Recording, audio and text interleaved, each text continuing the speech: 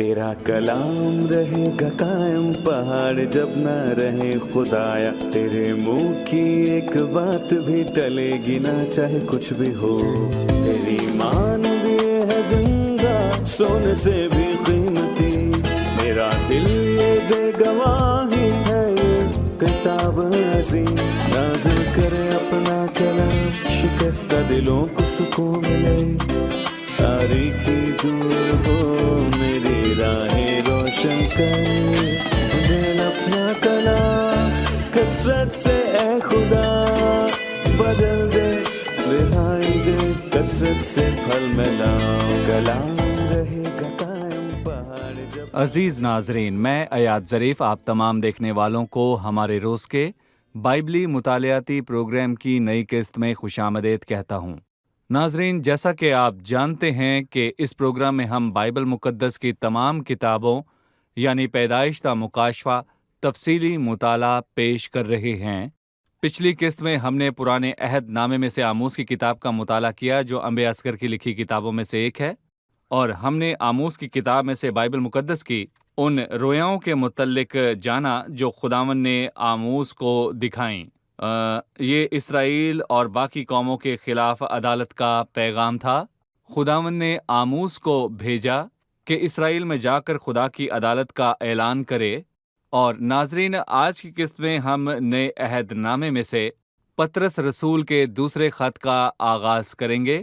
ہم پطرس کے دوسرے خط میں زندہ جلالی خداوند کے خیال کے بارے میں جانیں گے۔ پروگرام کا آغاز کرنے سے پہلے میں اسٹوڈیو میں آئے خدا کے خادم کا خیر مقدم کرنا چاہوں گا۔ خوش آمدید بھائی ایلیا۔ بہت شکریہ بھائی ایاد، اور میں بہت زیادہ خوش ہوں کہ آپ نے مجھے ایک بار پھر اس پروگرام میں بلایا۔ خداوند آپ کو برکت دے، یہ ہمارے لیے شرف کی بات ہے۔ آپ کا شکریہ۔ اور اسٹوڈیو میں آئے ہمارے دیگر مہمانوں کو بھی خوش آمدید۔ بھائی ایلیا، کسی بھی کتاب کا مطالعہ کرنے سے پہلے ہم جو ہیں اس کتاب کے بارے میں تفصیلی بات کرتے ہیں، اور ہمارا پہلا سوال یہی ہے کہ اس خط کا مصنف کون ہے؟ اور یقیناً جب میں یہ سوال پوچھ رہا ہوں تو ہمارے ناظرین یہ یقیناً سوچ رہے ہوں گے کہ پطرس کے دوسرے خط کا مصنف پطرس رسول ہی ہوگا، لیکن آپ کو یہ جان کر حیرانی ہوگی کہ کچھ لوگ کہتے ہیں کہ اس خط کا مصنف پطرس نہیں ہے۔ اس لیے اس خط میں سے میں ثبوت چاہتا ہوں کہ اس کا مصنف پطرس ہی ہے۔ اس کے علاوہ اگر آپ کے پاس کوئی ظاہری ثبوت موجود ہے جو تاریخی طور پر اس خط کے بائبل مقدس میں شامل ہونے کے بارے میں بتاتے ہیں تو میں جاننا چاہتا ہوں۔ یہ حیرانی کی بات نہیں ہے کہ ہر دور میں ابلیس نے خدا کے کلام پر حملہ کیا، لیکن خدا کا کلام شاندار ہے اور لکھا ہے، اے خداوند تیرا کلام آسمان پر ابد تک قائم رہے۔ اور پطرس کا دوسرا خط پطرس رسول نے ہی لکھا ہے، اور اس خط میں اس کے شواہد موجود ہیں، جیسا کہ آپ جاننا چاہتے ہیں کہ خط کے آغاز میں لکھا ہے، شمعون پطرس کی طرف سے جو یسوع مسیح کا بندہ اور رسول ہے، پاک روح نے اس پہلے جملے کی تصدیق کی ہے۔ اور اس کے علاوہ تاریخی لحاظ سے بہت سے شواہد موجود ہیں۔ اس سے پہلے ان کی بات کروں گا، مثال کے طور پر 372 بعد ازاں مسیح لودکیہ میں ایک اجلاس ہوا، اور پھر کاٹیج کا اجلاس 397 بعد ازاں مسیح میں ہوا، اور تاریخ دان جبروم نے پطرس رسول کے دوسرے خط کو قبول کیا۔ وہ اس بات پر اتفاق کرتے تھے کہ پطرس کے دوسرے خط کا وہی مصنف ہے، خود پطرس رسول، اور یہاں وہ اس بات کا ثبوت دیتا ہے کہ وہ خط پطرس نے ہی لکھا۔ آپ نے تاریخ کا بیان کیا 372 بعد از مسیح، بہت یہ پرانا وقت جارجین ہے۔ کیلنڈر ٹھیک کی ہے۔ شروعات کا ایک عرصہ ہے، اور میں یہ کہنا چاہتا ہوں کہ اس کی شروعات سے ہی اس بات کا ثبوت موجود ہے کہ پطرس رسول ہی اس خط کا مصنف ہے۔ صحیح۔ اب ہم اس خط کی جانب چلتے ہیں۔ اس میں ہمیں 3 شواہد ملتے ہیں۔ اس میں ایسی آیات موجود ہیں جو ہمیں ظاہر کرتی ہے کہ اس کا مصنف پطرس رسول ہی ہے، اور پہلا رسول پطرس رسول نے نئے عہد نامہ میں ہونے والے ایک واقعے کی طرف اشارہ کیا جس میں وہ خود موجود تھا، یعنی مسیح کی صورت کو تبدیل ہونا۔ میں پہلے باب کی طرف جاؤں گا۔ اس کی 16ویں اور 17ویں آیت ہے، وہ روح کی بدولت یہ جانتا تھا کہ کچھ لوگ اس کو من گھڑت کہانی کہہ سکتے ہیں، سو پطرس رسول نے لکھا، دغا بازی کی گھڑی ہوئی کہانیوں کی پیروی نہیں کی تھی بلکہ اس کی عظمت کو دیکھا تھا۔ اس نے عظمت کا بیان کیا جب پہاڑ پر مسیح کی صورت تبدیل ہوئی۔ اس کا ذکر آپ کو متی کے 17ویں باب میں، لوکا 9 میں اور مرکز کے 9ویں باب میں ہوا ہے کہ اس نے یہاں خداوند یسوع مسیح کی بات کی۔ دیکھیں وہ یہاں پر اس بات کی طرف اشارہ کر رہا ہے کہ دیکھیں خدا باپ نے اس وقت عزت اور جلال پایا جب اس کے فضل اور جلال سے یہ کہ اس نے کہا کہ یہ میرا پیارا بیٹا ہے اور جس سے میں خوش ہوں۔ دیکھیں اس نے کہا کہ یہ میرا پیارا بیٹا ہے جس سے میں خوش ہوں۔ پہاڑ پر صورت کا بالکل ہم اس بدلنا۔ واقعے سے واقف ہیں کیونکہ پطرس اس کا گواہ تھا اور اس خط کا مصنف ان 3 گواہوں میں سے تھا جنہوں نے یہ سب اپنی آنکھوں سے دیکھا، پطرس، یعقوب اور یوحنا۔ اس کا بیان متی، مرکز اور لوکا کی انجیل میں بھی ہوا ہے۔ جی بالکل صحیح۔ اور اس باب میں اور بات کا ذکر ہے جو پطرس رسول کے مصنف ہونے کو ثابت کرتا ہے۔ اس نے مسیح کی موت کو بیان کیا۔ اس نے ایک خوبصورت بات یہاں پر لکھی ہے۔ اس نے پہلے باب کی 14ویں آیت میں لکھا ہے، میرے خیمہ کے گرائے جانے کا وقت جلد آنے والا ہے۔ اور پہلے باب کی، کیونکہ ہمارے خداوند یسوع مسیح کے بتانے کے مطابق اس نے کب بتایا؟ دیکھیں مسیح نے صرف پطرس کو بتایا کہ اس کی موت کیسے ہوگی۔ اس نے کب بتایا؟ کب بتایا؟ مسیح نے صرف پطرس کو بتایا تھا کہ مسیح کی موت کیسے ہوگی۔ یوحنا کی انجیل اس کے 21ویں باب میں جب یسوع تبریاس کی جھیل کے کنارے ان پر ظاہر ہوا اور شاگردوں کو خاص کر پطرس کو بحال کیا، اس نے کہا، اے شمعون یوحنا کے بیٹے، کیا تو ان سے زیادہ مجھ سے محبت رکھتا ہے؟ تو میرے برے چرا۔ پھر یسوع نے اس کو مستقبل کا ایک بھید بتایا۔ دیکھیں میں اس کو پڑھوں گا، میں یوحنا کی انجیل 21ویں باب کی 18ویں آیت کو پڑھوں گا۔ میں تجھ سے سچ کہتا ہوں کہ خداوند پطرس سے مخاطب یہاں پر ہے، جب تو جوان تھا تو آپ ہی اپنی کمر باندھتا تھا اور جہاں چاہتا تھا پھرتا تھا، مگر جب تو بوڑھا ہوگا اور اپنے ہاتھ لمبے کرے گا اور دوسرا شخص تیری کمر باندھے گا اور جہاں تو نہ چاہے گا وہاں تجھے لے جایا جائے گا۔ اس نے ان سے ان باتوں کی طرف اشارہ کیا کہ وہ کس طرح موت سے خدا کا جلال ظاہر کرے گا۔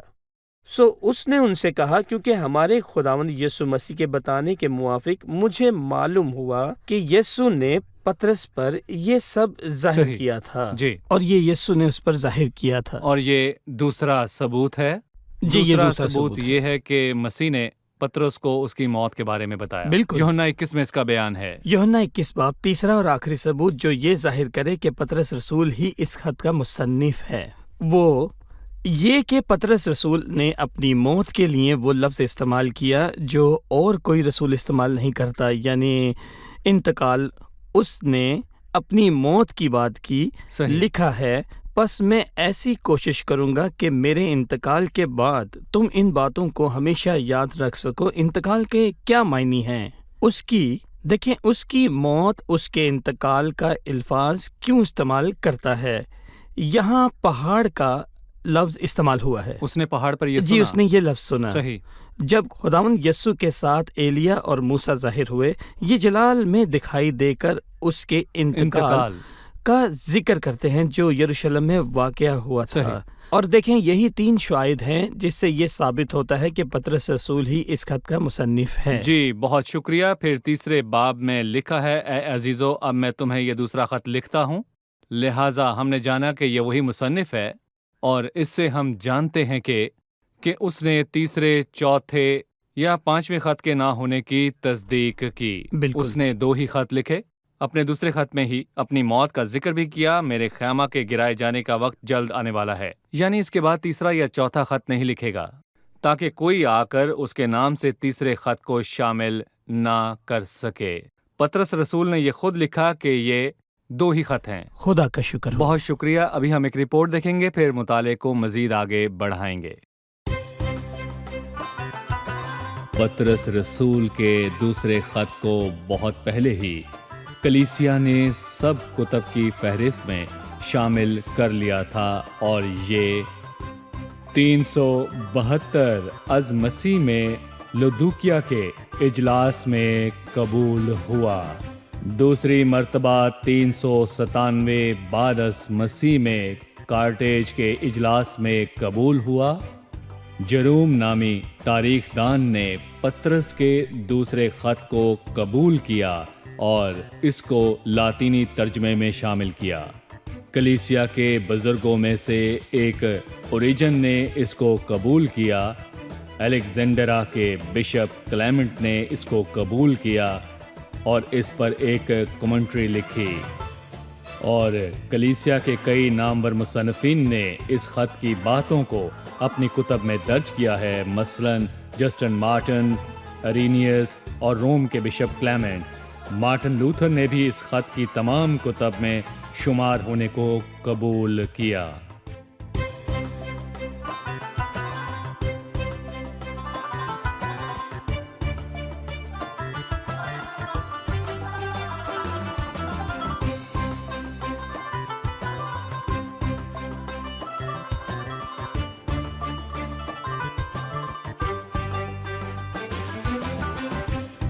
پطرس رسول نے 2 خط کیوں لکھے جبکہ اس کے 8 ابواب ہیں؟ اس نے ایک ہی خط کیوں نہیں لکھا؟ ان 2 خطوط کے کل 8 ابواب ہیں، وہ ان کو ایک ہی خط میں لکھ سکتا تھا، پھر اس نے ان کو 8 ابواب میں کیوں لکھا؟ دیکھیں، پہلے میں 2 جواب دوں گا جو پطرس رسول دیتا ہے۔ پہلے باب میں لکھا ہے کیونکہ نبوت کی کوئی بات آدمی کی خواہش سے کبھی نہیں ہوئی، یہ اس خواہش سے نہیں ہوا بلکہ آدمی روح القدس کی تحریک کے سبب سے بولتے تھے، بلکہ پطرس رسول نے پاک روح کی تحریک کے سبب سے لکھے۔ اور بھائی یاد اور ہمارے عزیز ناظرین، اس نے الہی سچائی کو تھامے رکھا تاکہ اس کو ظاہر کرے جو خدا چاہتا ہے۔ میرے جواب میں کچھ نکات شامل ہیں۔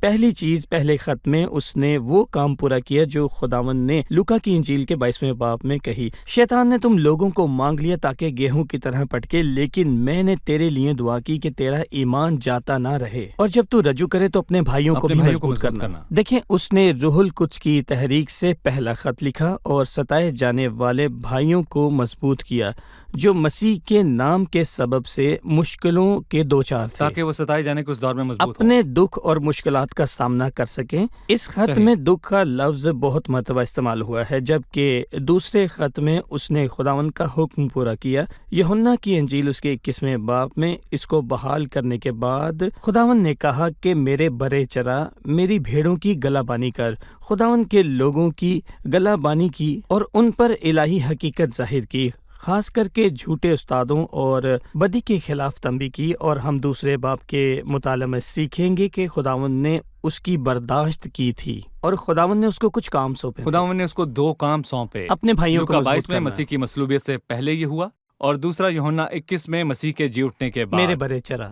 دیکھیں، دوسری بات یہ ہے کہ پطرس رسول نے اپنے پہلے خط میں سچ کے 2 پہلو کا ذکر کیا ہے، خدا کا رویہ اپنے لوگوں کے ساتھ، کلیسیا اور اس کے گھرانے کے ساتھ۔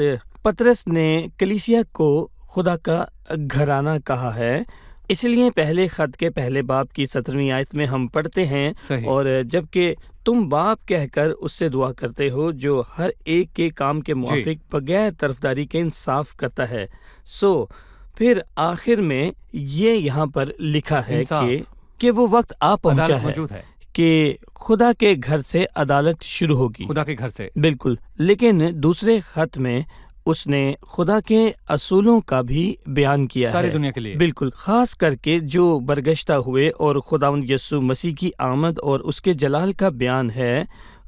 دونوں خطوط میں آخری فرق یہ ہے کہ پہلا خط ایک مخصوص دیکھیں، پہلا خط ایک مخصوص اور موقع پر لکھا گیا، یعنی جو ستائے جاتے ہیں، جبکہ دوسرا خط ایک خاص موضوع پر لکھا گیا، یعنی کہ برگشتگی۔ ٹھیک ہے، میں اس پر مزید یہ کہوں گا کہ پطرس کو 2 مکاشفات ملے، ایک متی 16ویں باب میں اور دوسرا متی 17ویں باب میں۔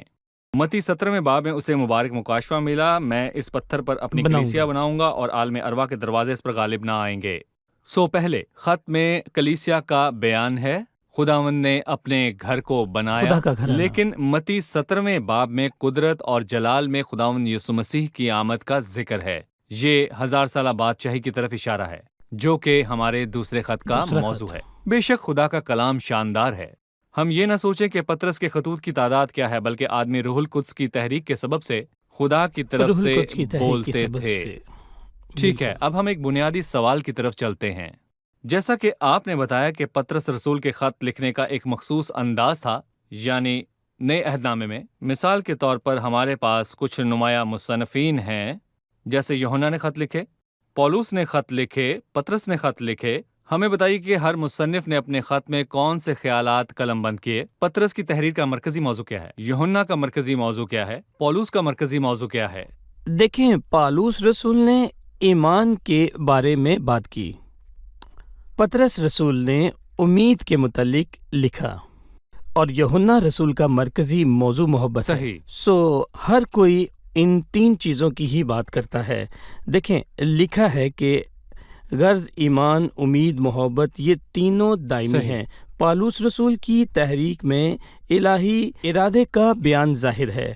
اس نے ارادہ کا الفاظ استعمال کیا، مثلاً افسیوں کے 3 باب کی 11ویں آیت میں لکھا ہے، ایک ازلی ارادہ کے مطابق، جی، اسی ارادہ اور فضل کے مطابق اپنے بلاوے کا بیان کیا۔ اصلی ارادہ کیا ہے؟ ازلی ارادہ پطرس رسول نے خدا کے رسول اور اس کے رویے کو بیان کیا۔ ہم نے پہلے خط میں سے پڑھا، باپ جو بغیر طرفداری کے انصاف صحیح۔ کرتا ہے۔ یہ رسول خدا کی فطرت بیان کرتا ہے۔ خدا محبت ہے اور خدا نور ہے۔ محبت۔ سو ہر کسی نے اپنے خیالات کو قلم بند کیا۔ جب ہم کلیسیا کے حوالے سے ان تینوں خطوط کے مصنفین کی باتوں پر غور کریں تو اس رسول نے کلیسیا صحیح۔ کو مسیح کا بدن کہا اور اس کو کلیسیا کو، سب چیزوں کا سردار اس کا بنا بدن، کر کلیسیا کو دے دیا، سب یہ کا۔ اس کا بدن ہے۔ لیکن پطرس رسول نے کلیسیا کو خدا کا گھر کہا ہے، اور تم روحانی گھر بنتے جاتے ہو۔ روحانی گھر، جی بالکل، شاہی کاہنوں کا فرقہ۔ یوحنا رسول نے کلیسیا کی بات کی، وہ معاملات جو کلیسیا کے ایمانداروں یا خدا کے گھر کے لیے اہم تھے۔ اس کے بعد اس نے صحیح۔ بزرگوں، جوانوں اور چھوٹے بچوں کی بات کی۔ یہاں پر ہم دیکھتے ہیں کہ خداوند کی آمد کے متعلق ان سب نے مختلف طریقوں سے بیان کیا ہے۔ پالوس رسول نے کلیسیا کے آسمان پر اٹھائے جانے کی بات کی، پھر ہم بادلوں پر اٹھائے جائیں گے تاکہ ہوا میں خداوند کا استقبال کریں اور اس طرح ہمیشہ خداوند کے ساتھ رہیں۔ پطرس رسول نے اس کی بادشاہی اور اس کے ظہور کو بیان کیا۔ آج ہم تیسرے باب میں اس کا مطالعہ کریں گے۔ یوحنا رسول نے ابدیت پر زور دیا ہے۔ خداوند یسوع مسیح نے فرمایا، میں جاتا ہوں تاکہ تمہارے لیے جگہ تیار کروں، اور اس نے مکاشفہ میں یوں لکھا ہے، دیکھ خداوند کا خیمہ آدمیوں کے درمیان ہے۔ اجازت دیں تو دوسری طرف میں چلوں گا۔ جی ضرور بتائیے۔ پالوس رسول کی بات پر غور کریں تو مثلاً جیسے اس نے خداوند یسوع مسیح کے مجسم ہونے کے متعلق بات کی، میں یوحنا رسول سے شروع کروں گا۔ وہ ہمیں ماضی میں لے گیا، اور جو ازل سے ابتدا میں تھا، ابتدا میں کلام تھا اور کلام ہی مجسم ہوا۔ مجسم۔ یوحنا رسول نے خدا کے کلام کی بات کی جو آسمان سے آیا۔ جی، وہ آسمان سے زمین پر آیا۔ پالوس رسول نے ہمیں بتایا کہ اس کی زمینی زندگی کیسی تھی، اور پھر وہ آسمان پر چڑھ گیا۔ جی اٹھنے کے بعد مسیح کا جلال لکھا ہے، اسے مردوں میں سے جلا کر اپنی دائنی طرف آسمانی مقاموں پر بٹھایا۔ پطرس رسول نے مسیح کی زمینی زندگی کا ذکر کیا، نہ اس نے گناہ کیا اور نہ ہی اس کے منہ سے کوئی مکر کی بات نکلی۔ خدا کا کلام عظیم ہے، میں نے دیکھا کہ یہ کمال کی بات ہے، لیکن تیرا حکم نہایت وسیع ہے۔ جی، میں ایک اور بات کہوں گا، اور اس کا تعلق مسیح یسوع کی انسانیت سے ہے۔ آج سے ہم اپنا فخر مسیح کی شخصیت پر کرتے ہیں، کیونکہ انسان ہوتے ہوئے بھی وہ پاک، راست اور سچا تھا، اس میں کوئی گناہ نہ تھا۔ سو پطرس نے اس کی کمال انسانیت کی بات کی، نہ اس نے گناہ کیا۔ پولس نے اس کی کمال انسانیت کی بات کی جو گناہ سے واقف نہ تھا۔ یوحنا نے اس کی کمال انسانیت کی بات کی، اس کی ذات میں گناہ نہ تھا، کیونکہ یوحنا اس کا ماہر تھا اور اس نے مسیح کی ذات کو بیان کیا۔ پولس رسول علم کا ماہر تھا، اس لیے اس نے لکھا کہ جو گناہ سے واقف نہ تھا۔ پطرس برتاؤ اور رویے کی بات کرتا ہے، سو لکھتا ہے کہ اس نے گناہ نہ کیا۔ یہ ہمارے خداوند یسوع مسیح کی عظمت کا بیان ہے اور کلام کی عظمت کا بیان ہے۔ کیا میں نے ٹھیک کہا؟ جی بالکل، اگر سب لوگ مل کر اکٹھے ہو جائیں تو بھی ایسی عظیم کتاب نہیں لکھ سکتے۔ دیکھیں بھائی، آیت خدا کا کلام، یہ نبوت روح القدس کی تاریخ سے ہی لکھا گیا۔ ابھی ہم ایک وقفہ لیں گے، اس کے بعد مہمانوں سے ایک اور سوال لیں گے۔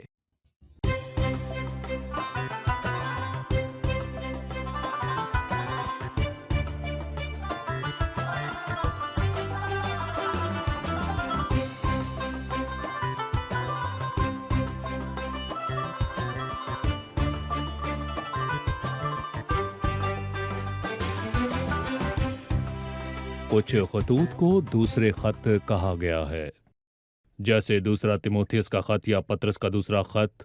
क्या इन खतूत में कोई मुमासलत मौजूद है?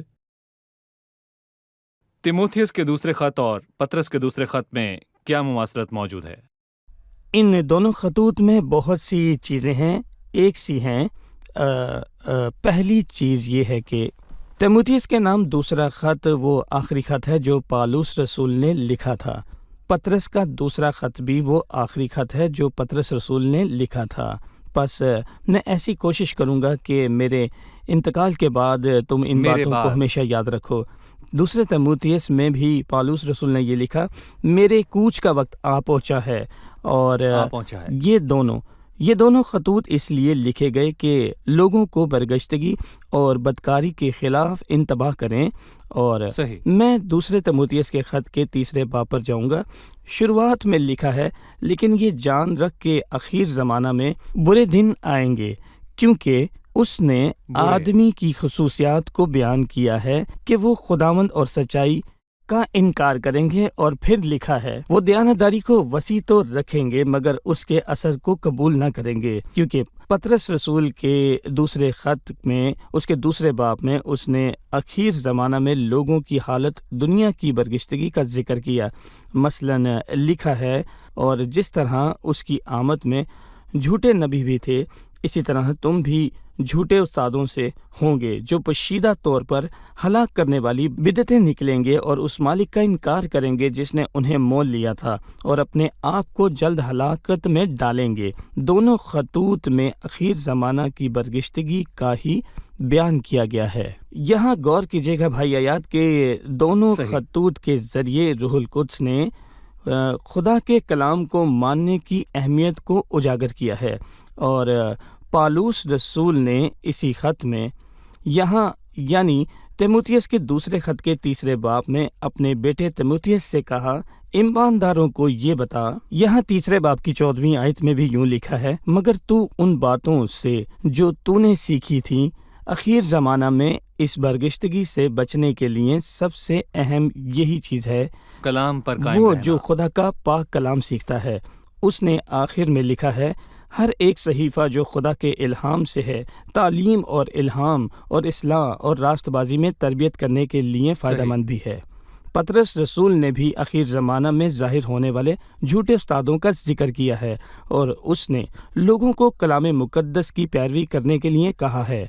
और यहाँ पर लिखा है, और हमारे पास नबियों का वो कलाम है जो ज़्यादा मोतबर ठहरा। बिल्कुल, और तुम अच्छा करते हो कि वो एक चिराग है जो अंधेरी जगह में रोशनी बख्शता है। अंधेरी जगह। और आखिरी मुमासलत को बयान करूंगा। जी जरूर। दोनों खतूत में दोनों रसूलों ने अपने दुनिया से जाने को खुशी से बयान किया था, और ये बेहतरीन है। पहले खत के चौथे बाब में यानी दूसरे तिमोथियस और दूसरे पतरस और दूसरे तिमोथियस के 4 बाब में लिखा है, मेरी कूच का वक्त आ कुर्बान हो रहा हूँ और मेरे कूच का वक्त आ पहुंचा है। ये उसके आखिरी कलमात मैं कुश्ती लड़ चुका, मैंने दौड़ को खत्म कर लिया, मैंने ईमान को महफूज रखा, आइंदा के लिए मेरे लिए रास्तबाजी का वो ताज रखा शादमानी से। उसने खुशी से कूच होने का जिक्र किया, शादमानी से। पतरस रसूल ने भी अपनी मौत का जिक्र खुशी से किया कि वो इंतकाल करेगा। उसने दूसरे बाब में उसको बयान किया, खुदा का कलाम कैसा अजीम है, कैसा शीरी है, हमें इस पर गौर करना चाहिए। खुदावंद आपको बरकत दे। मेरा एक आखिरी सवाल है ताकि नाज़रीन के लिए तारुफ में कोई बात बाकी ना रह जाए। मैं दूसरे बाब की तकसीम जानना चाहता हूँ, इसके अबवाब और उन्वान की बुनियाद, इसकी तकसीम बयान कीजिए ताकि हमारे नाज़रीन इसको बआसानी समझ पाएं। हम उसको 2 तरफ से तकसीम कर सकते हैं, ये 2 तरह से मुमकिन है। पहले हम उसको 3 अबवाब में तकसीम करते हैं। पतरस के देखें, पतरस के दूसरे खत के पहले बाब में उसने इलाही कुदरत और नबूवती कलाम की बात की जो ईमानदार को दयानतदारी की ज़िंदगी जीने में मदद करता है। और पहले बाब में लिखा है, क्योंकि उसकी इलाही कुदरत ने वो सब चीज़ें जो ज़िंदगी और दीनदारी के मुतालिक हैं हमें इनायत की। खुदा के नबूवती कलाम पर गौर और अमल करने के वसीला से हमें ये कुदरत हासिल होती है, क्योंकि खुदा का कलाम जोरावर है। पहले बाब में इलाही कुदरत का बयान जी, पहले बाब में, और दूसरे बाब में इखलाकी बुराइयों का भी जिक्र है जो आखिर ज़माना में जाहिर होंगी, क्योंकि वो दीनदारी का इनकार करेंगे। सही। ان کے درمیان جھوٹے استاد ہوں گے۔ تیسرے باب میں خداوند کی آمد کا بھی بیان ہے۔ کلیسیا کو اپنے لیے نہیں بلکہ اس کا ظہور اور 1000 سالہ بادشاہی کا ذکر ہے۔ وہ تمام دنیا پر حکومت کرتا ہے اور 1000 سالہ بادشاہی کرے گا۔ دنیا کے لیے خدا کا یہی منصوبہ ہے، آج کا دور ہو یا آنے والا ہو۔ آنے والی دنیا، قدیم دنیا کے ساتھ بھی ایسا ہی ہوتا ہے۔ اس خط کے آخر میں ایک تنبیہ ہے اور ہمارے ناظرین کے لیے حوصلہ بخش بات یہ بھی ہے، یہ ایک طریقہ ہے اس خط کو تقسیم کرنے کا، اور دوسرا طریقہ بیان کروں گا۔ پہلا باب 2 حصوں میں تقسیم شدہ ہے۔ پہلا حصہ خدا کی قدرت اور دوسرا خدا کا کلام ہے، اور اس کا تیسرا حصہ دنیا کی بے دینی کے متعلق ہے۔ اور میں اس کو دوبارہ کہوں گا کہ اس کا تیسرا حصہ دنیا کی بے دینی کے متعلق ہے، جو دوسرا باب ہے۔ جی، یہ دوسرا باب ہے۔ پھر تیسرا باب خداوند کی آمد کے متعلق بتاتا ہے۔ اس میں 3 خیالات موجود ہیں۔ پہلا خیال خداوند کی آمد اور آخری زمانہ میں موجود بدکاری، یہ برائیاں ہیں۔ ہم ان پر غور کریں تو جانتے ہیں کہ وہ وقت قریب ہے۔ لکھا ہے اخیر دنوں میں ایسے ہنسی ٹھٹھا کرنے والے آئیں گے جو اپنی خواہشوں کے مطابق چلیں گے اور کہیں گے کہ اس کے آنے کا وعدہ کہاں ہے۔ یہ تیسرے باب کا پہلا موضوع ہے۔ دوسرا موضوع خداوند کی آمد اور دنیا کے لیے اس کا ایک منصوبہ ہے۔ اس نے قدیم دنیا کو پانی کے طوفان سے ختم کیا اور یہ شریر دنیا بھی ختم ہونے کو ہے۔ تیسرے اور آخری باب میں لکھا ہے کہ ایماندار خداوند کی آمد کا انتظار کریں گے۔ آمین۔ ہم اس قسط کو تقسیم کرنے کا آخری طریقہ دیکھیں گے تاکہ ہمارے ناظرین کو یہ اچھی طرح یاد ہو۔ پہلے باب میں کوشش اور جاں فشانی کا ذکر ہوا، دوسرے باب میں برگشتگی کا بیان ہے، پھر تیسرے باب میں تیار رہنے کی بات ہے کیونکہ دنیا جلد ختم ہونے والی ہے۔ تمہیں پاک چال چلن اور دینداری میں کیسا ہونا چاہیے، جاں فشانی، برگشتگی اور تیار رہیں۔ میں اس مطالعے سے بہت مستفید ہوا۔ خداوند آپ کو برکت دے۔ اگلی قسط میں بھی ہم اپنا مطالعہ جاری رکھیں گے۔ بہت شکریہ، آپ دونوں کا بھی بہت شکریہ۔ عزیز ناظرین، آج کے دنوں میں سب لوگ خداوند کے کلام سے بہت دور ہیں۔ آپ مضبوطی سے اس کا سامنا کرنا چاہتے ہیں تو کلام پر قائم رہیں، کلام پر عمل کریں، اسے دل سے پڑھیں، کیونکہ میرے عزیزو وہ اندھیری جگہوں میں نور بخشتا ہے۔ ہم ان خیالات اور باتوں کو جان لیں جو سچ کے خلاف ہیں، لہٰذا آپ سبھی کلام کو تھامے رہیں۔ تیری باتوں کی تشریح نور بخشتی ہے، جی ہاں، تیری باتوں کی تشریح نور بخشتی ہے، وہ سادہ دلوں کو عقل مند بناتی ہے۔ میری دعا ہے کہ اس پروگرام کی باتیں آپ کے لیے، آپ کے خاندان کے لیے، کلیسیا اور تمام ممالک کے لیے نور کا باعث بنے۔ جب بائبل کھولتے ہیں تو لکھا ہے تیری باتوں کی تشریح نور بخشتی ہے، وہ سادہ دلوں کو عقل مند بناتی ہے۔ اگلی قسط میں پھر ملاقات ہوگی۔ خداوند آپ کو برکت دے۔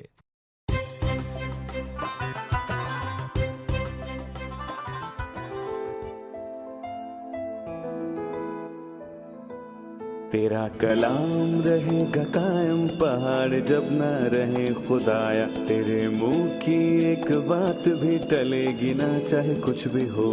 تیری مانند یہ ہے زندہ، سونے سے بھی قیمتی، میرا دل یہ دے گواہی ہے، یہ کتاب عظیم نازل کرے اپنا کلام، شکستہ دلوں کو سکون ملے، تاریکی دور ہو میری راہیں روشن کر، دل اپنا کلام کثرت سے اے خدا بدل دے، رہائی دے کثرت سے پھل ملاؤ۔ کلام رہے گا قائم، پہاڑ جب نہ رہے خدایا، تیرے منہ کی ایک بات بھی ٹلے گی نہ، چاہے کچھ بھی ہو۔